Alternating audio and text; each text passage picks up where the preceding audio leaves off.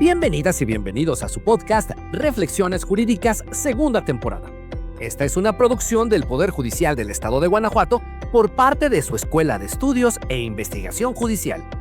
Este es un espacio de análisis y reflexión acerca de los temas jurídicos más importantes y de mayor impacto social, abordados por expertas y expertos en la materia, tanto del ámbito académico como jurídico, por lo que las opiniones, expresiones y comentarios emitidos son responsabilidad exclusiva de las personas que lo realizan.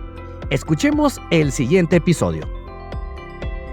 Muy buenas tardes, con el gusto de saludarles.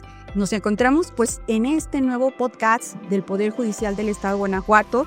Mi nombre es María Cristina Cabrera Manríquez, soy magistrada de la Tercera Sala Penal de este Supremo Tribunal de Justicia del Estado. Y bueno, pues el día de hoy vamos a tener una entrevista muy interesante con uno de nuestros maestros de la Escuela Judicial de Estudios e Investigación, y que bueno, pues se trata del doctor Arturo Villanueva Martínez Zurita, que la verdad para nosotros es un honor, es un placer, es un gusto que esté y que bueno, pues sea parte de estos podcasts que el Poder Judicial está llevando a cabo, porque pues su participación como académico, como profesionista, pues es muy importante para el Poder Judicial y obviamente para los estudiantes que pues están cursando las maestrías o el doctorado en el mismo. Le doy pues buenas tardes y bienvenido, doctor, ¿cómo ha estado? Muy buena tarde, los antemano, pues buenas tardes a usted, magistrada, a todos y a todas que nos escuchan el podcast de la Escuela Judicial, del Poder Judicial propiamente de Guanajuato. Es un gusto estar nueva cuenta por acá, en las clases propiamente, y también un honor estar propiamente aquí en este podcast. Muchas gracias de verdad, doctor, y gracias por aceptar la invitación a participar en esta plática, porque pues para nosotros será muy provechoso. Y le digo porque, bueno, pues estaba viendo pues su síntesis curricular, que es bastante amplia, su obra escrita, pero además también esta carrera, esta función que tiene como docente, que también me parece sumamente pues brillante, y que bueno, que por esa razón es que pues quiero empezar preguntando por esta experiencia laboral que bueno, pues yo veo que usted se ha desempeñado mayormente en la Procuración de Justicia, ha tenido varios cargos como asesor jurídico de la Procuraduría General de Justicia, fiscal en jefe de distintas fiscalías, subdirector coordinador de fiscales de la Subprocuraduría General de Justicia, director de responsabilidad especializado en el sistema acusatorio. Bueno, pues es muy vasta, es muy amplia su carrera, y pues realmente usted es muy joven. Entonces, pues la verdad eso pues me llena de gusto, porque veo que usted pues es alguien que está en constante capacitación, en constante preparación, y pues también lo aplica, obviamente no solo en lo académico, sino también en lo práctico. Actualmente, doctor, ¿sigue usted en alguna de estas funciones en la Procuraduría de Justicia? Actualmente propiamente estamos en el litigio privado, tenemos 4 años o 5 años en el litigio privado directamente. Sí, de hecho estoy aproximadamente 10 años en Fiscalía Local y Federal, una gran experiencia. En la Fiscalía Local casi estuve en todo, desde fiscal hasta su procurador, y en la Fiscalía de la República igual, estuve como fiscal federal, estuvimos también como fiscal en jefe y encargado de la subdelegación allá en Oaxaca, que es mi estado natal. Sin embargo, yo comencé en el Poder Judicial, estuve un año propiamente, hace 15 años aproximadamente, como oficial administrativo, como encargado de Secretaría propiamente de Acuerdos y de Estudio y Cuenta. Con la magistratura también estuvimos, proyectando también ciertas resoluciones. Y pues de verdad, pues siempre nos agrada también la postura judicial sin problema alguno. Y ahora pues en el litigio privado, que pues nos ha gustado mucho también recientemente. Pues qué maravilla, porque pues usted ya tiene conocimientos desde todos los ángulos.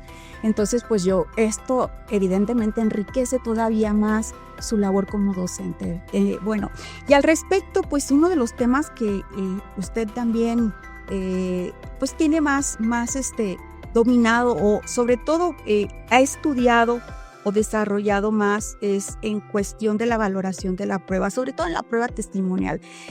Quienes estuvimos en el anterior sistema, pues para nosotros la prueba testimonial tenía un valor preponderante, solamente veíamos que había ciertos requisitos que debíamos de aprobar y tan, pero ahora no, con esta libertad probatoria vemos que pues no es una prueba que es completamente fiable y pues para que sea fiable también debemos de observar pues lo que la ley nos dice atendiendo a esta libertad probatoria. Y bueno, otra figura que me parece increíble y que es muy innovadora, pues es la psicología del testimonio. Entonces, doctor, ¿nos puede hablar acerca de esta valoración de la prueba y un poco acerca de la psicología del testimonio? Claro que sí. Bueno, en primer lugar, la prueba testimonial obviamente es sumamente importante. No hay ningún proceso, absolutamente ninguno, me parece, que esté ausente la prueba testimonial. Siempre va a estar presente, lo cual obviamente nos preocupa. ¿Por qué? Porque debemos entenderla a detalle y con mucha cabalidad. Lo que usted perfectamente ha comentado, magistrada, es en el tradicional, pues la regla de prueba tasada a veces nos facilitaba de cierta manera la valoración de la prueba. Sin embargo, cuando ya se transita al sistema penal acusatorio y sobre todo cuando se cambia a un sistema de valoración de la prueba en la cual es libre pero limitado por la racionalidad, empezamos a tener ciertos tropiezos. ¿Por qué? Porque pues, la prueba testimonial debe entenderse en una visión epistémica, es decir, atendiendo a lo que significa realmente la prueba testimonial y no la prueba jurídica, no lo que está en el derecho, por así decirlo. Epistémicamente, la prueba testimonial es un recuerdo. Una persona cuando acude ante la institución ministerial o cuando acude ante el Poder Judicial en una audiencia, pues van a preguntarle lo que pasó en el pasado y eso va a implicar que la persona va pues, a acudir a su memoria para los efectos de poder decir, sucedió o aconteció esto. Entonces habrá que poner mucho la atención en cómo se desarrolla esa memoria, cómo es que ese recuerdo se codifica en la mente, se retiene y después se recupera en la instancia ministerial o en la instancia judicial. A partir de esto, pues como es un recuerdo, pues la ciencia propiamente que estudia el recuerdo y cómo se dan todos estos fenómenos, pues es la psicología del testimonio. Entonces, si epistémicamente en el ámbito del conocimiento, la ciencia que estudia el recuerdo, y si una testimonial es un recuerdo, pues debemos poner mucha atención a esa ciencia llamada psicología del testimonio.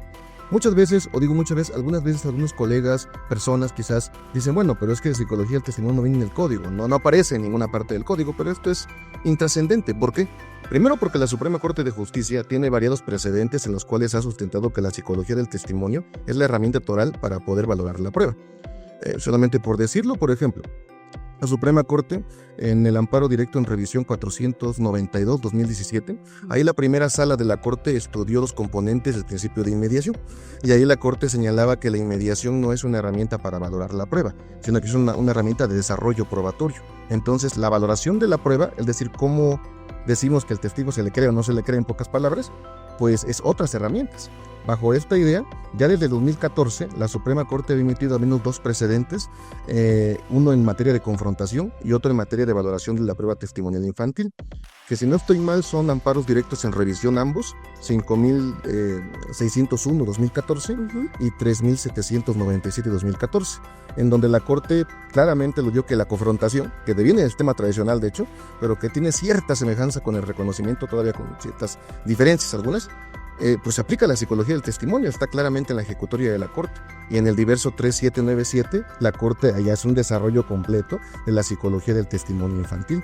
Y recientemente la Corte, en el amparo en revisión 70-2022, cuando declaró constitucional el artículo de la identificación por fotografía, ahí la Corte hace un estudio del reconocimiento de personas y claramente apuntala la gran necesidad de aprender psicología del testimonio.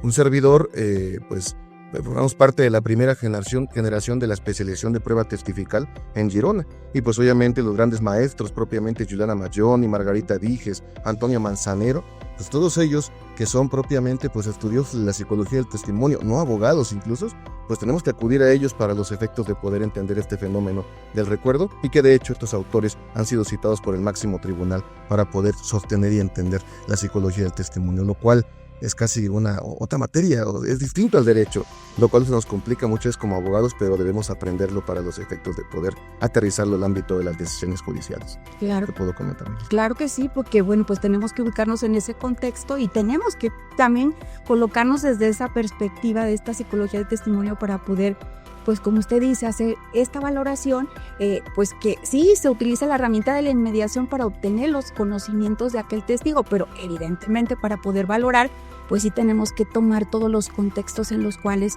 pues está pronunciando el testigo, y pues es una herramienta valiosísima la psicología del testimonio. Muy interesante, doctor.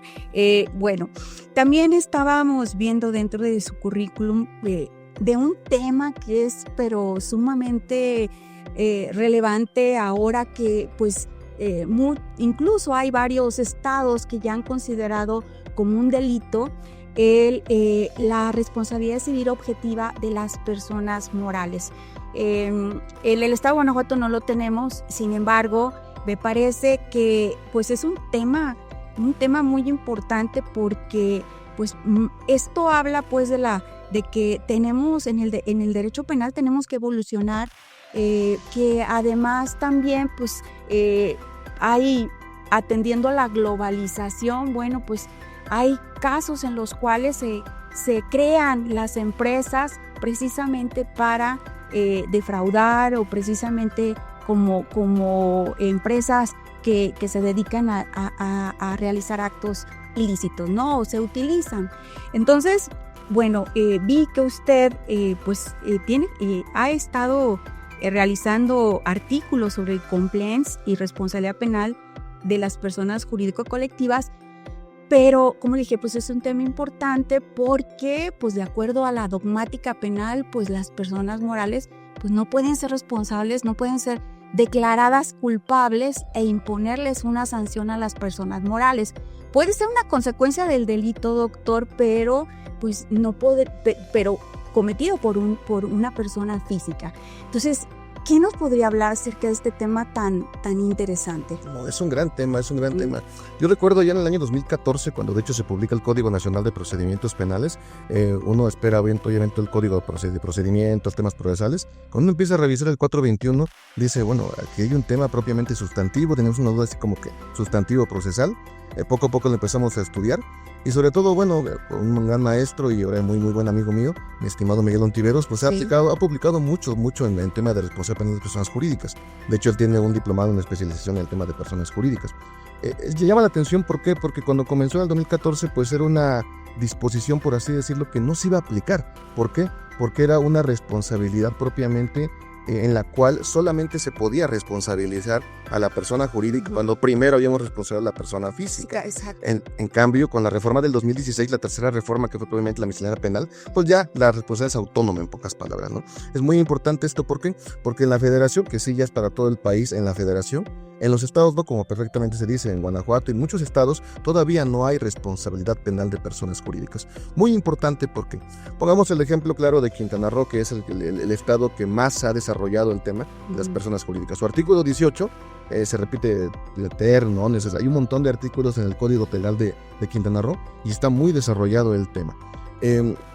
¿Por qué citamos esto? Bueno, las personas jurídicas es un estudio muy especializado, muy especial propiamente del derecho penal sustantivo, muy criticado sin duda alguna ahora sí que por los penalistas tradicionales, por así decirlo, en la cual nosotros como penalistas advertíamos el tema de, bueno, el tema de que las personas jurídicas no delinquen, pues el clásico societas delinquere non potest que teníamos como un adagio latino de que no se puede imputar a las personas jurídicas. Pero queramos o no queramos, ya tenemos una disposición en el Código Nacional y al día de hoy ya hasta tesis tenemos del Poder Judicial de la Federación en la cual ya es real la imputación penal de personas jurídicas.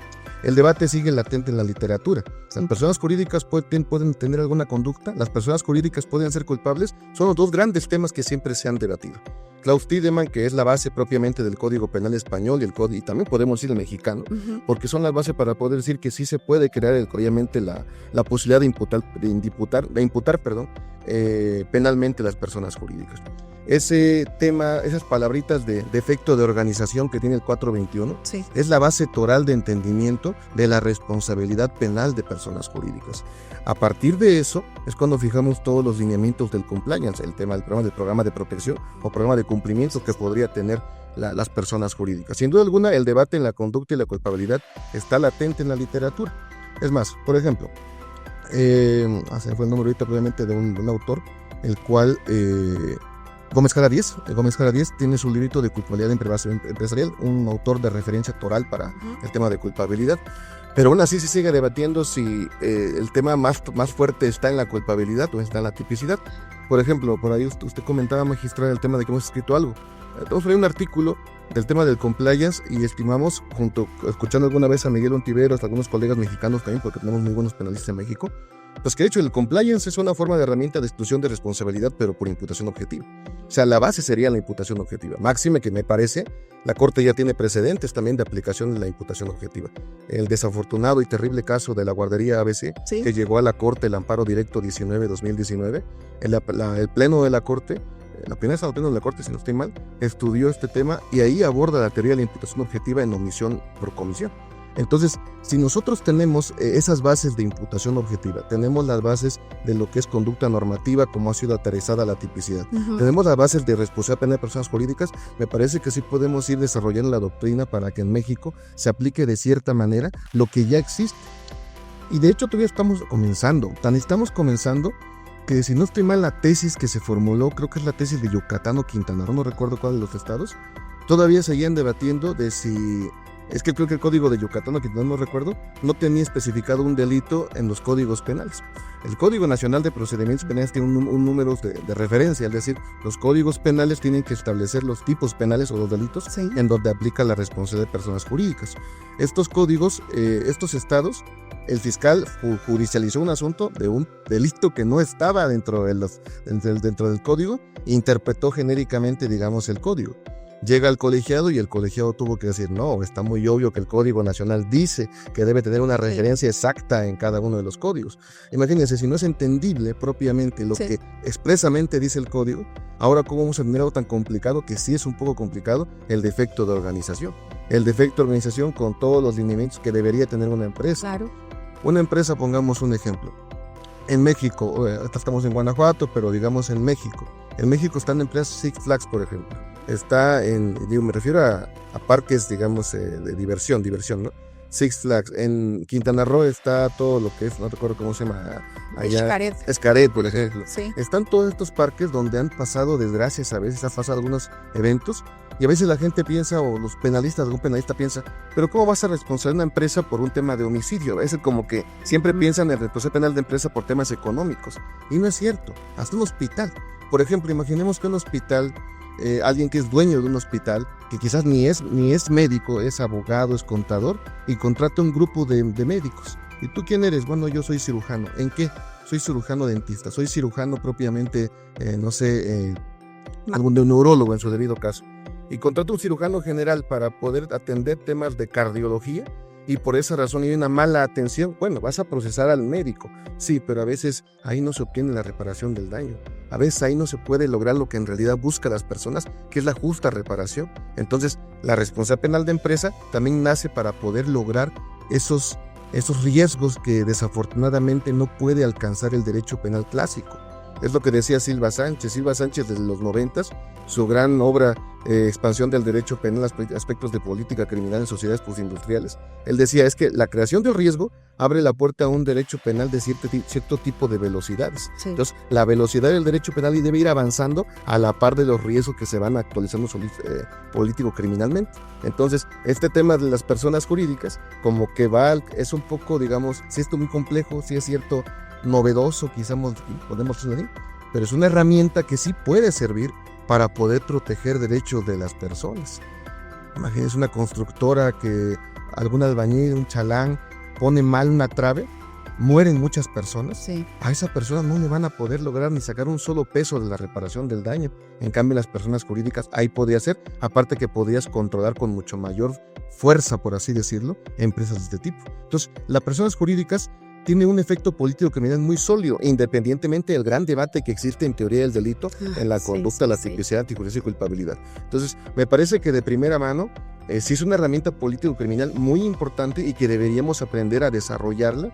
Sí criticarla, nadie dice que no, pero tratar de formar quizás una doctrina que nos ayude a poder aplicarla, porque si se aplica me parece que va a ser una gran herramienta, sobre todo para aquellos que menos tienen y que también han sido víctimas de cualquier evento delictivo, ¿no? Eso es lo que podemos comentar. Claro, eso nos quedamos muy cortos esa responsabilidad o ese pago de la reparación del daño, porque pues si aquella persona física no tiene ni un peso, pues nunca va a recibir la víctima pues esa reparación del daño integral que necesita, ¿verdad? No, pues es un tema que entonces hay que explotar y bueno, pues yo creo que para muchos de los juristas será un tema de verdad que pudiera aportar muchísimo y poder, como usted dice, pues apartarnos un poco de lo que nos han enseñado y que pues, es una cuestión de política criminal necesaria. Es decir, que las empresas estén perfectamente reglamentadas, que las empresas tengan un perfecto sistema de gestión y alejarnos de ese riesgo permitido, ¿no? Para que entonces no haya una consecuencia. Y digo, bueno, eso sería como lo mejor, ¿no? Que esto sucediera. Pues la verdad le agradezco mucho porque pues siempre nos quedamos, como dije, pensando en la teoría del delito, en que la conducta pues la llevan a cabo las personas físicas, ¿no? Pero pues hablando de política criminal, pues sí es evidente que sí tenemos que dejarle un poco de esta responsabilidad no solo al Estado, sino también a los particulares con la creación de estas empresas, ¿eh? Pues la verdad que muy interesante, doctor, muchísimas gracias. Bueno, estaba viendo también dentro de su vasto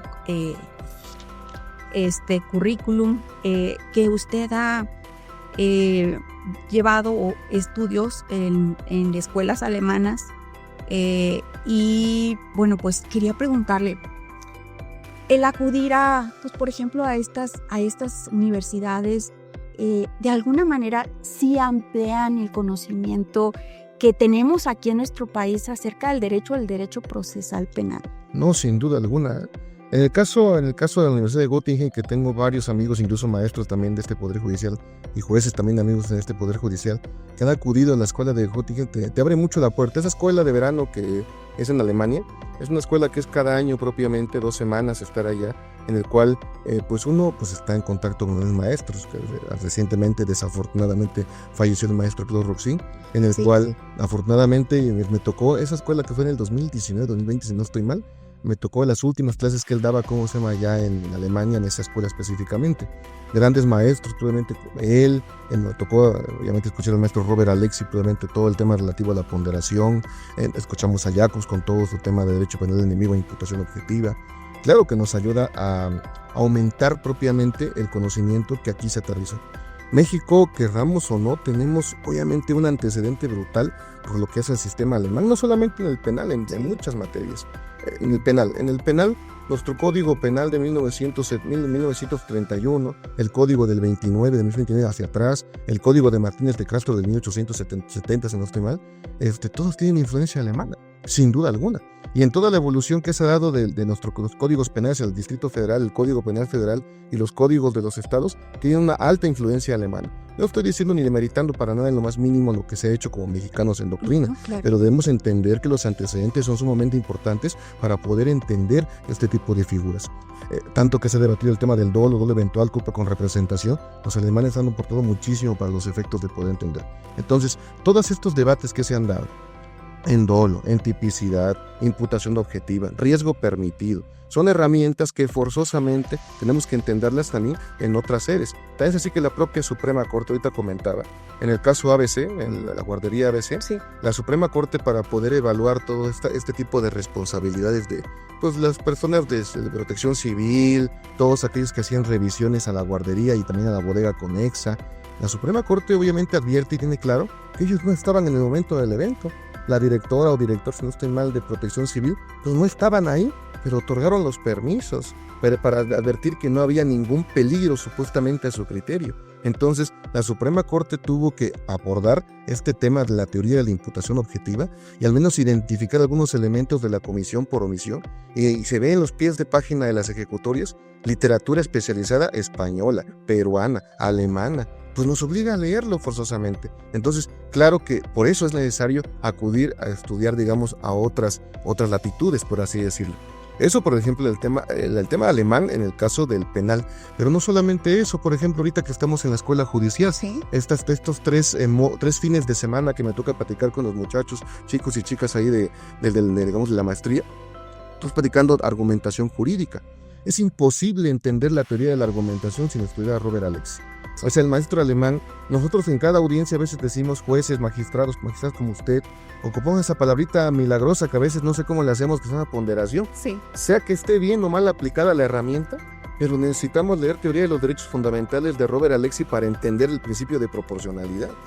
Cada vez que nosotros, incluso tanto que debatimos el tema de la prisión preventiva y el test de proporcionalidad que se aplica en la prisión preventiva, los 4 lineamientos que tomó la Corte: fundamento constitucional legítimo, que debe ser idónea, la necesidad y el test de proporcionalidad en sentido estricto o ponderación, los 4 elementos son sostenidos por el profesor Robert Alexy, por Aaron Bara, que no es mexicano obviamente, por todos ellos, por Jan Sigman, por todos los grandes maestros que han estudiado el test de proporcionalidad. Por ejemplo, Bernal Pulido, que tiene una preciosa obra del principio de proporcionalidad, es colombiano, tenemos que leerlo para poder entender esa aplicación. Se me hace imposible entender el último paso de aplicación de la prisión preventiva justificada, el test de proporcionalidad, si no entendemos todas las bases que están por atrás de ese famoso test de proporcionalidad. Sí, Tan importante que la propia Suprema Corte tiene inclusive 2 libros de cómo se aplica ante la Suprema Corte, y divergencias y convergencias en la literatura especializada. Entonces, hasta un congreso tiene la Corte y un seminario permanente del test de proporcionalidad. Sí. O sea, la gran herramienta que todo juzgador está aplicando constantemente, pero si no entendemos las raíces que están en Alemania, del maestro que aún sigue viviendo y ojalá que nos dé muchos años más en su literatura especializada, pues para entenderlo, porque ahí está la base, y ¿por qué no? Hasta para criticarlo, ¿por qué no? Mi estimado maestro, que lo aprecio mucho, Juan Antonio García Amado, lo critica constantemente, y es muy agradable ver la literatura española de crítica. Manuel Atienza, que tampoco al 100% tiene toda la crítica, tiene todo, digamos, acepta completamente todas las posturas de profesor Alexy, pero es importante también leerlo. ¿Por qué? Porque esas herramientas que se ven a veces en la nube, en el aire, en el cielo, hay que aterrizarle a la realidad. En la práctica tenemos una persona que tiene un asunto quizás de violencia familiar, que no es prisión preventiva oficiosa. La decisión es, ¿lo meto a prisión o no lo meto a prisión con el test de proporcionalidad? Debo tener la obligación académica y jurídica de entender ese test para poder aterrizarlo al caso concreto. Entonces, si no entiendo esas raíces y no comprendo todo eso y no lo voy a estudiar donde en realidad comenzó, me parece que estamos aplicando a veces herramientas sin conocerlas a plenitud. Por esa razón es tan importante en este ejemplo que usted me ponía, magistrada. Sí, claro que sí. De hecho, me parece que esto también lo tiene que conocer la gente y bueno, pues hacérselo saber de la manera más sencilla, y hasta los propios abogados defensores o los fiscales. Porque a veces pensamos que, bueno, pues todas las personas tienen que estar en la cárcel, ¿no? O sea, todas las que cometen un delito, el que sea de cualquier naturaleza, tienen que estar en la cárcel. Y bueno, pues también con esta lista de delitos de prisión preventiva oficiosa que está en la Constitución, que pues no importa, siguen haciéndose estas ponderaciones por los juzgadores, ¿no? Tomando en cuenta este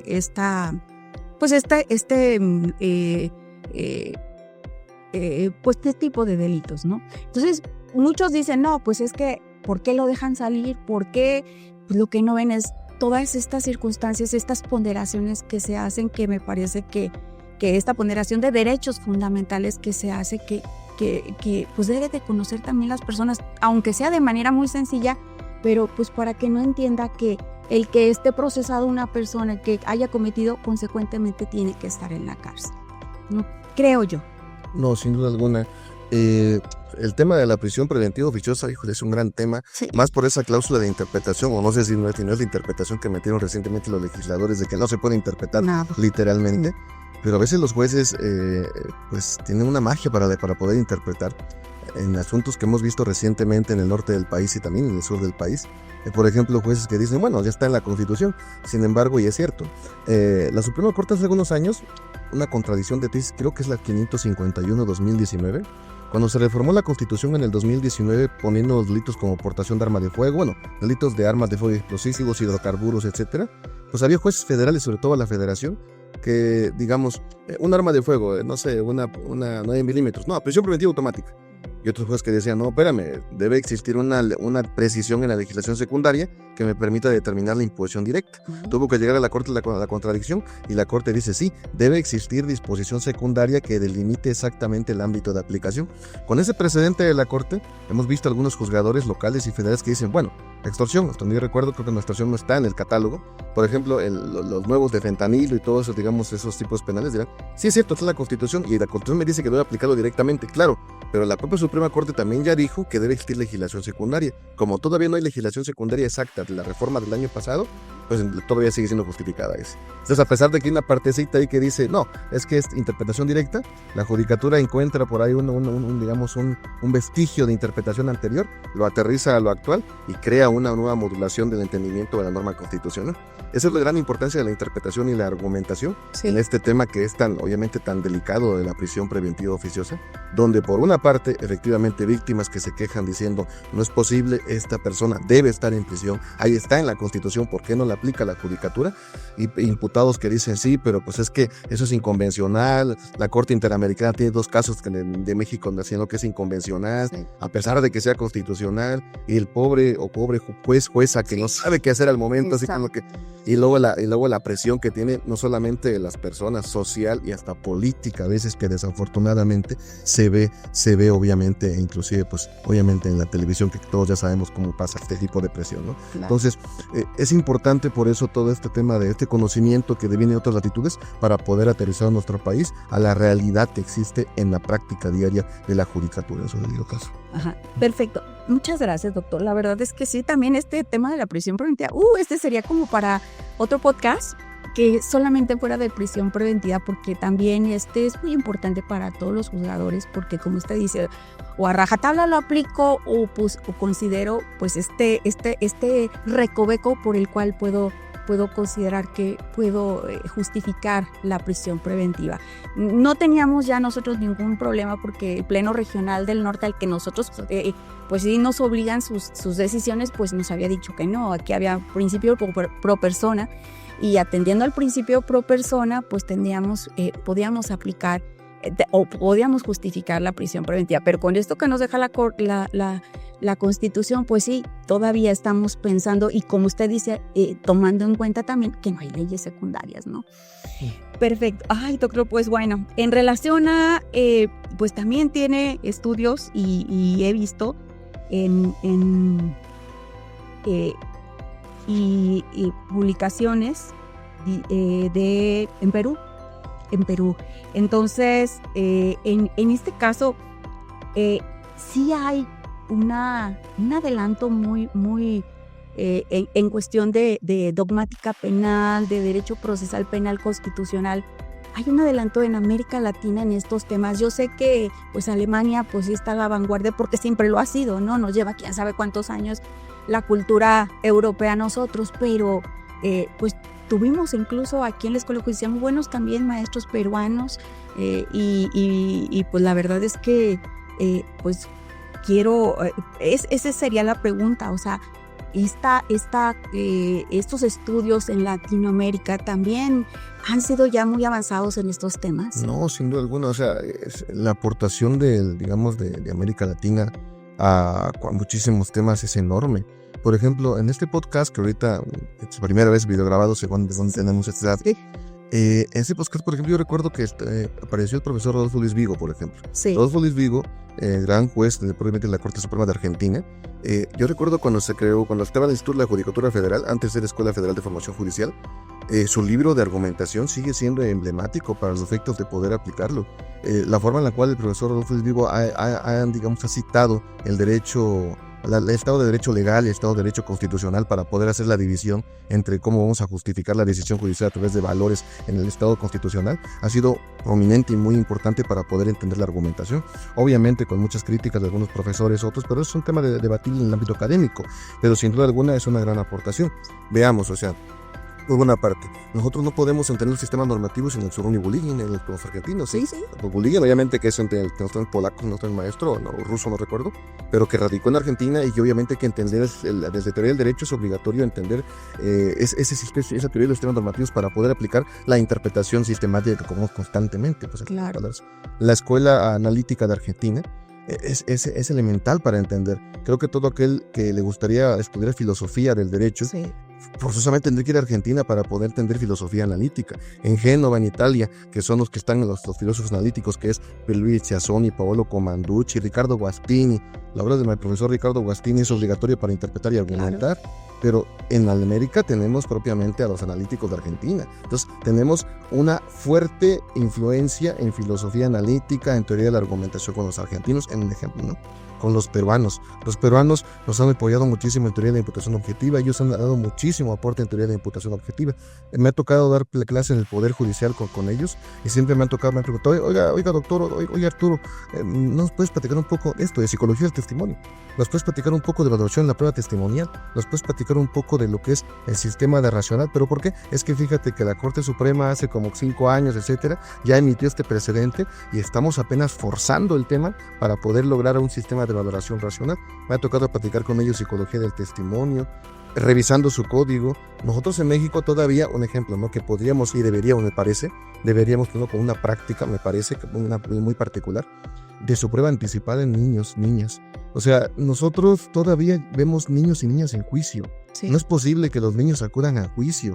Me parece que los niños no deben ser revictimizados en lo más mínimo y desde que denuncien, sean desafortunadamente víctimas o desafortunadamente testigos de ver algo tan terrible como un delito, el fiscal solamente por el hecho de ser niño debería acudir ante el juez, prueba anticipada, y que el niño olvide por esto para siempre, o sea, para que ya no tenga esa revictimización secundaria que siempre ha pasado en el proceso penal. Niños de 8 años que ya tienen 11, porque son 3 años a veces que dura juicio, de 2 o 3 años, Sí. llegan a juicio y van a volver a vivir todo eso. Entonces, en el Perú tienen una regla casi toral, solo porque es niño ya, de inmediato lo ocupamos con el tema propiamente de prueba anticipada. Es uno de los grandes ejemplos que tiene Perú, entre muchísimo que ha aportado el Perú. Nosotros, nuestro código, el código de Oaxaca, el código de Chihuahua, que fueron los primeros códigos, Guanajuato, su ley del proceso penal del 2010 Sí. y el otro en 2011, Sí. son parecidos en muchas partes, y nosotros acudimos a Chile, por ejemplo, el código chileno tiene mucha similitud a esos códigos, al de Morelos, al de Oaxaca, al de Chihuahua, al de Guanajuato, quizás no al 100%, pero en muchas bases tiene eso. Entonces nos ayudaría a acudir a esos libros. Yo recordaba en el 2009, 2010, todos tenían su libro de Marinés Corbis Ledón, de proceso penal, 1 y 2, Mauricio Doucet también, Bien. en la primera parte de litigación. Leonardo Goldman. Sí, exacto. O sea, son obligatorios para poder entender las bases del sistema procesal. Entonces, sin duda alguna, los chilenos, híjole, no recuerdo el nombre de la jueza, que es jueza de la Corte Suprema, que tiene unos estudios pero preciosos en valoración de la prueba. Entonces, Chile, sin duda alguna, es enorme en su entendimiento. Costa Rica, su código de Costa Rica, que también tiene de cierta manera, digamos, un tinte ahí acusatorio, pero también todavía tiene un resquejo del tradicional. Sí. Sin embargo, sus aportaciones en valoración de la prueba, las pocas que he leído, son geniales, sin duda alguna. Entonces, tenemos una amplia gama de literatura especializada en temas de acusatorio. Ahora, pongamos el ejemplo cuando llegó a la Corte Interamericana, hasta lo malo que ha llegado a la Corte Interamericana de los países en ciertos temas sirven para poder entender. Sí. El ejemplo, por ejemplo, Fermín Ramírez contra Guatemala, que es el único caso que yo recuerdo del principio de congruencia entre acusación y sentencia. Ese es un caso que los jueces lo ocupan para poder decir en sentencia, yo no puedo reclasificar, puedo tocar nada más estas partes de la calificación jurídica, pero no puedo trastocar el hecho, porque el hecho es la base del derecho de defensa. Y la Corte, pues, sin duda alguna, en ese caso lo ha citado en multiplicidad de precedentes, que obviamente en el sistema de Guatemala a veces no lo vemos, pero es acusatorio. Sí. Y es acusatorio, o sea, es acusatorio, y por eso en el sistema de Guatemala tuvo que llegar ese tema que en etapa de juicio el juez estuvo requiriendo al fiscal, seguro que es la calificación, y cuando dictó sentencia el juez de Guatemala reclasificó el evento delictivo, por eso llegó hasta la Corte Interamericana, y uno de los temas es el principio de congruencia entre acusación y sentencia. Entonces, sin duda alguna, ciertas aportaciones de Latinoamérica ayudan muchísimo para el entendimiento, obviamente, de nuestras instituciones que nosotros tenemos acá. Hay varias instituciones que, o sea, en vía de ejemplo, hoy tocamos las personas jurídicas, pero por ejemplo la prueba pericial irreproducible es un solo artículo, y en el Perú hablan de prueba pericial irreproducible, irrepetible, definitiva, o sea, hacen clasificaciones en tipos de prueba. Sí. Por eso algunos dicen, no, es que la necropsia es irreproducible, no, es que es definitiva, son cosas distintas. Sí. O sea, hay un debate ahí, por ejemplo, temas de peligrosidad en la federación. En los estados creo que esto no pasa, pero en la federación se debate constantemente el tema de granadas, minas. Cuando se asegura una granada o una mina por un protocolo, 6 horas después, 12 horas después tiene que destruirse. ¿Y la defensa? El problema está en que entonces la defensa dice, bueno, pero yo no accedí a esa mina, a esa arma, sí, pero la peligrosidad. ¿Será que alcanza la prueba pericial irreproducible al tema de peligrosidad del tipo de evidencia? Porque se va a destruir. Claro. Entonces, desaparece completamente. Desaparece la muestra completamente. Entonces, estos temas de la clasificación de los tipos de prueba, pues también vienen otras latitudes que nos podrían ayudar a entender y dar una mejor solución a los casos. Entonces, sin duda alguna, obviamente no copiarlo a rajatabla, pero mínimo tratar de entender cómo ellos lo aplican, qué razones ocupan para poder justificarla y de esa manera poder traerle a nuestro país lo mejor y lo más justa posible, tanto para la víctima como para el imputado, que son propiamente pues los dos que reciben pues más terriblemente el sistema, en pocas palabras. Entonces, sin duda alguna, podríamos hacer un listado de aportes de derecho comparado, pero claro que obviamente que ayuda para poder entender mejor nuestras instituciones. Claro que es lo sí. que puedo comentar aquí. Qué maravilla, doctor. Ay, de verdad que estoy muy contenta de estar platicando estos temas tan interesantes con usted. Y bueno, pues otro de los temas que a mí me gustaría, pues precisamente es la argumentación jurídica, que esto es esencial para cualquier juzgador. ¿Cómo argumentar? ¿Qué tenemos que hacer? Yo sé, usted ha hablado de Robert Alexy, que incluso también pues es obligado, pues tenemos que saber o conocerles la obra de él. Igual, bueno, nuestro maestro en la escuela judicial también, Robert Alexy no, pero en la escuela judicial pues no tenemos varios de estos temas de argumentación jurídica, porque pues es parte pues de nuestro trabajo diario. Todos los días tenemos que argumentar para poder emitir una resolución de la manera pues más fundada, más motivada, más exhaustiva, y pues da las razones exactas por las cuales estamos pues emitiendo esta decisión, pues ya sea en un sentido o en otro. Entonces, pues sí quiero decir a que nos hablara un poquito más porque me parece que también esto es muy importante para nosotros, de este tema de la argumentación. No, sin duda alguna, magistrada, y esto que voy a comentar es una opinión muy particular. Primero, la forma en la cual se legitiman los jueces, bueno, esto es particular, esto ya es literatura, ya es aceptada totalmente. Los jueces se legitiman con sus razonamientos, punto. La judicatura, o sea, a un juez se le respeta no porque sea juez, se le respeta por todas las razones que te invitan a decir es un excelente juez, una excelente jueza. La forma en la cual la judicatura se legitima es a través de sus argumentos que sostienen sus decisiones. Así se legitima un juez. Hace 2 siglos un juez se legitimaba diciendo es que la ley me dice esto y la aplico, punto, se acabó. Exacto. O sea, sin problema alguno, era una especie de subsunción lógica que simplemente pareciera muy fácil. En el siglo XIX, el siglo XVIII, siglo XIX y principios del XX, pues los jueces decían, bueno, es que la norma es esta y el silogismo judicial básico y punto, subsumimos el caso, ¿no? Es lo que muchas personas piensan, que o ahora a través de la inteligencia artificial, que también podría estar exactamente lo que antes se hacía. Exactamente, muchas personas a veces piensan, y qué bueno que esto lo escuchan pues variadas personas en el Poder Judicial, a veces las personas piensan que ser abogado es aprenderse leyes de memoria y aplicarlas en el caso concreto. Eso es absurdo y totalmente ilógico. Los abogados se forman a través de la interpretación y entendimiento de los valores que están presentes insertos en la norma, para poder interpretarla de la mejor manera posible. Una norma es general y abstracta. Sí. Una norma no es de aplicación directa. Una norma uno tiene que entenderla primero en lo abstracto y luego aplicarlo en lo particular, a partir de las justificaciones. Por eso esto, y esta sí es la opinión particular, esto que está pasando ahorita de la elección judicial, francamente me parece que es algo que vamos a ver qué tantos estragos va a generar esta cuestión. ¿Por qué? Porque esto de la elección judicial hace más de 2 siglos que ya había sido desterrado propiamente de la forma de poder legitimar a la judicatura. La judicatura no se legitima por el voto, la judicatura se legitima por el razonamiento que plasma en su decisión, porque a partir de eso podemos criticar a la judicatura. Porque si no, imaginemos que cuando un juez sea nombrado solamente por elección y diga, bueno, es que me nombraron, yo voy a decidir así. Eso es preocupante en su debido caso. Y esto retomo para el tema de cómo argumentar. Híjole, es que es un tema muy, muy amplio. ¿Por qué? Después de la Segunda Guerra Mundial, que fue todo el tema del Tribunal de Nuremberg y toda esa cuestión, empezó a criticarse que la judicatura pues no es aquel órgano, digamos, de tipo robot que simplemente aterriza la ley. No, es un órgano o es una persona que debe entender el caso concreto y a partir de eso justificar sus decisiones, tratando de que la norma sea lo más justa posible, entendiendo el caso, entendiendo los valores, entendiendo los derechos, tratando siempre de ajustarse lo más que se pueda a la norma, pero también justificando todo lo que se pueda a través de normas mucho más sólidas que son, por ejemplo, la Constitución, ¿no? Claro. Entonces, después de los años 60, que aparecen los precursores de la argumentación, Theodor Friedrich, Chaim Perelman, Recassin Sitches, Stephen Toulmin, precursores de la teoría de la argumentación que dieron pauta para que maestros como Robert Alexie en los 70s, como Neil McCormick, como Auli Sarnio propiamente, formaran lo que hoy se llama teoría de la argumentación estándar. ¿Por qué? Porque hoy día la judicatura tiene que tratar de identificar todos los tipos de argumentos para poder encontrar las fallas en sus argumentos. Emanuel Atienza lo hace ver muy fácil en su curso de argumentación. Argumentación formal, dice, la lógica.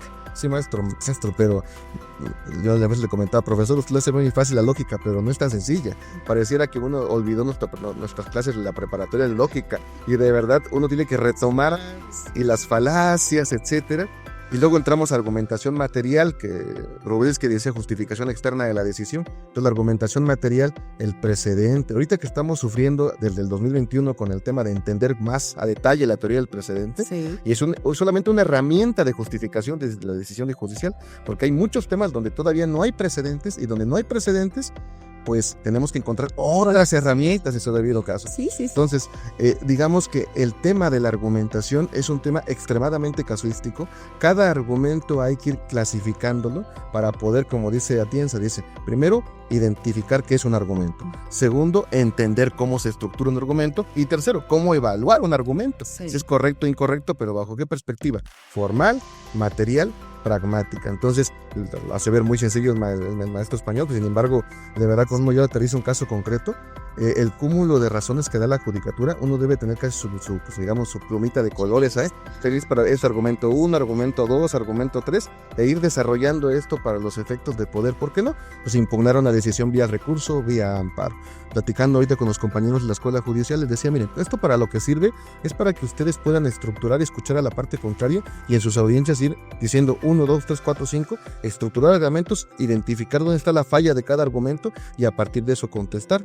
Esto sirve para que cuando la judicatura te da una decisión que quizás no estás de acuerdo con ella, pues obviamente la transcribas, la estructures y digas, esta es una falla lógica, esta es una falla material, es una falla pragmática, empieza a identificar pues todas esas fallas que tú estimas en la argumentación de la judicatura y ahora le haces ver a la magistratura, a los órganos de apelación, que efectivamente pues hay un error y pues que enmiende el error en la apelación y en reemplazo, ya sea que en reemplazo dicte una nueva resolución o simplemente fije lineamientos para que la judicatura de instancia, el tribunal de enjuiciamiento, pues logre obviamente resolver. Entonces, el tema de la argumentación tendríamos como la escuela judicial llevar 3 fines de semana, muchos temas, porque cada herramienta de argumentación pues se ha llevado libros. Siempre pongo el ejemplo de Bernal Pulido con su libro de proporcionalidad, más de 1000 páginas platicando ahora sí que un solo tema, lo cual es un solo tema de los temas de la argumentación. Ahora con el tema de la teoría del precedente, Álvaro Núñez Vaquero apenas publicó su libro de un precedente, una aproximación analítica. Él hace un estudio analítico del precedente, hizo un libro más de casi 300 páginas en el cual solamente toca el concepto de precedente. Sandra Gomora, su libro del concepto de precedente, por ejemplo, y es un libro pues, que serán como de 200 páginas solamente el concepto. Y la Suprema Corte del 2013, si no estoy mal, 2012, ya había emitido algunas sentencias de lo que era la ratio decidendi, la obiter dicta, toda esa línea de conceptos que son elementos de la justificación externa de la decisión. Entonces necesitamos así que empezar a clasificar justificación interna, justificación externa, concepción formal, material, pragmática, esta visión de Atienza y otras formas de argumentos que la literatura nos ha dado para poder obviamente pues criticarlo, ¿por qué no? Impugnarlo, ¿por qué no? Vía amparo, vía recurso, y lograr que esto realmente aterrice en la práctica. Lo que les decía a los muchachos, chicos y chicas de la maestría, esto no es teórico, o sea, yo no vengo aquí a darles cosas que están en las nubes, esto es para que en realidad lo apliquen en la realidad, en sus audiencias, en sus recursos, en sus resoluciones, ¿por qué no? Y que sea latente la vía de la justificación más justa que ustedes tengan para todas las partes, porque pues, un juez, una jueza, tiene en las manos la vida de las personas, claro. Entonces bajo esa idea, pues para esto sirve esta idea de la argumentación, ¿no? Pues la verdad es que muy enriquecedora su charla, la verdad es que estamos muy contentos porque pues en estos momentos hablamos de muchos temas que son relevantes, que pues con la opinión de usted de un excelente académico, profesionista, y pues le puedo decir un excelente maestro para nuestra escuela judicial, para nuestros jueces, porque bueno, independientemente hay también muchos abogados postulantes, entonces todo esto pues que usted esté impartiendo y que el día de hoy nos pone en conocimiento, pues la verdad va a ser muy, muy útil. Le agradecemos muchísimo, muchísimo el que haya estado con nosotros, el que haya compartido de esta manera tan generosa sus conocimientos, y no me queda más que pues agradecerle, pues despedirnos y pues bienvenido siempre a Guanajuato, siempre esta será su casa y bueno, pues no sería el Poder Judicial que siempre estará de plácemes en recibirlo y tenerlo como maestro. Muchísimas gracias, doctor. Al contrario, gracias a usted y obviamente el Poder Judicial y su director, y qué gusto platicar con usted y con todas las personas juzgadoras de este honorable tribunal. Muy amable, muchísimas gracias, doctor, gracias. Bueno, pues de esta manera pues concluimos con una intervención pues muy, muy, muy enriquecedora, y pues la verdad es que también estamos muy contentos por todo lo que en este momento escuchamos del conocimiento del doctor y pues de todas estas disertaciones académicas que son pues muy, muy enriquecedoras, como dije, para todos los que nos gusta el derecho, a todos los que somos juristas. Y pues de esta manera es como despedimos este podcast, agradeciendo también a todos ustedes su atención, y pues nos vemos en el siguiente. Muchísimas gracias y muy buenas tardes. De esta manera, hemos concluido la emisión de su podcast Reflexiones Jurídicas. Le invitamos a la siguiente emisión y de igual manera, le recordamos que nos pueden seguir a través de nuestras redes sociales y portal oficial, en donde podrá conocer la oferta académica 2025 que tiene la Escuela de Estudios e Investigación Judicial, en lo que son sus posgrados como el doctorado en impartición de justicia, además de las maestrías en Derecho Procesal Judicial, Justicia Penal, Justicia Familiar, Mecanismos Alternos de Solución de Controversias y Justicia Laboral, esta última tanto presencial como en línea, y las especialidades en Justicia para Adolescentes, Mecanismos Alternos de Solución de Controversias y Justicia Familiar. Poder Judicial del Estado de Guanajuato. Justicia accesible y a la vanguardia. Muchas gracias por acompañarnos. Hasta la próxima.